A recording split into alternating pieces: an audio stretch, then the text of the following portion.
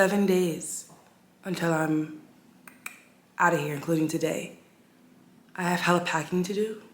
I have hella things to organize, things to book, things to move. And like nothing's done. I spent the last few days recovering from a sinus infection because I couldn't breathe.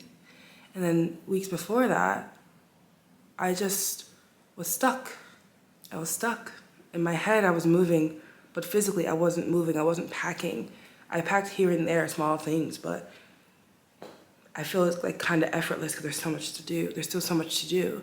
And in my head, I could be like, well, you should have done this earlier. I tried. I really tried. And what's funny is 2 days ago was the summer solstice.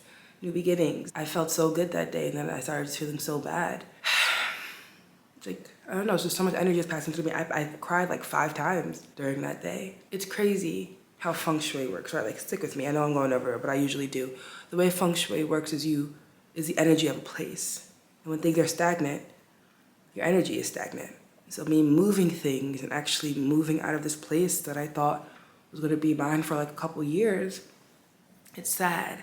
And so I think I was crying to release that stagnant energy, wherever it may be and whatever it may be from. It could be from moving, it could be from other things. I know I'm always healing and always releasing, but I'm just crying and I just felt stuck. And now that I'm like physically moving and not sick anymore, I feel like I can actually like move my stuff out of here. It's always a lesson, right? It's always like something that I gotta say that's like, I'm moving my furniture and my emotions are moving me, so we're moving together type of like energy. Girl, just move.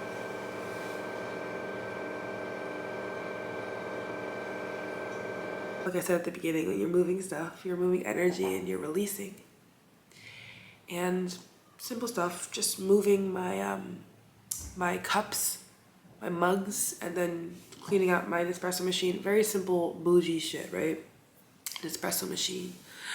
I started crying. I had an idea of my life here.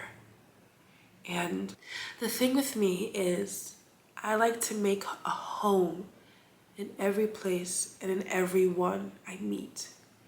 And I base my forever on something that has no permanency in my life. But I don't know what doesn't have permanency. From what I can remember, I've always been wanting something solid and grounding, and that feels like a home, that's consistent and just there, and people and places. And I built this place little by little. I literally walked to that door and I built it little by little. I was like, this is where I'm gonna work. This is where I'm going to watch TV, love watching movies. These are my mugs that I really love when I'm going to make my favorite coffee every day and try new recipes. This is where I'm going to eat when I make really nice food because I love cooking and I bought all these things to cook with. And then my bedroom is where I'm going to stretch and connect with source and my ancestors and sleep and get ready and have these beautiful outfits that I love putting together. And then the people that I met here, I was like, oh, I can't wait to spend so much time with them and do all the things in the city with them. And I wanted to make them a part of like my life fully, and they are, right? Like they are a part of my life. I'm not saying that everything here is going to be gone. I didn't see beyond this. And then to wake up over and over again and to like get on and log on to the computer and one day just say, this isn't it. This isn't it, and there's more out there for me, was heartbreaking. When I tell people about my travels and what I'm doing next and how I'm leaving for months and months or whatever, maybe even years, I don't even know anymore because I can't put a timing on anything. Clearly, I cannot put a timing on anything because when your soul has a call, you gotta answer it. And when you don't answer it, it gets even thicker, it gets worse. You need to answer it.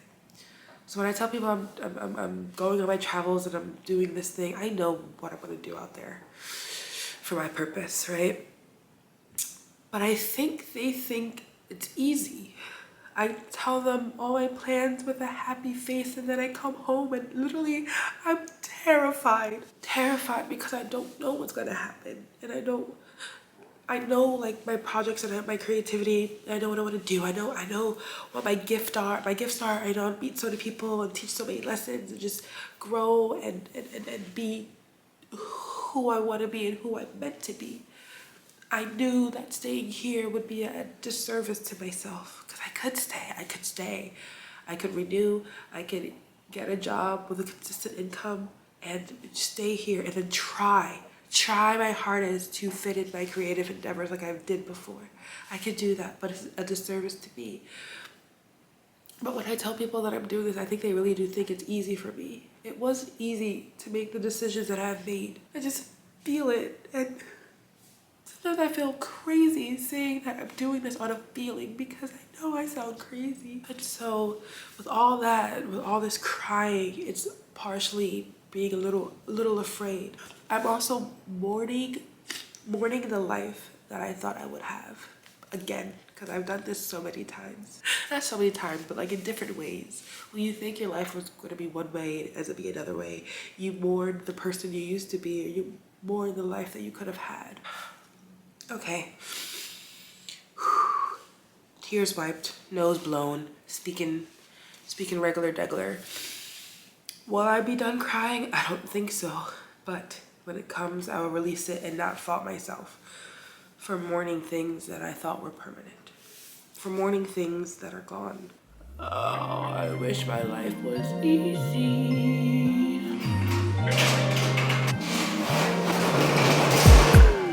I'm telling you that there ain't no other way. Pack your bags and then you will go away. I'm not gonna be begging you to stay. Said maybe if you asked me yesterday, I would handle this shit differently. Things are different, I'm a new me. That's not gonna happen. That's not gonna happen. That's not gonna happen. So even if you're asking, even if you're asking,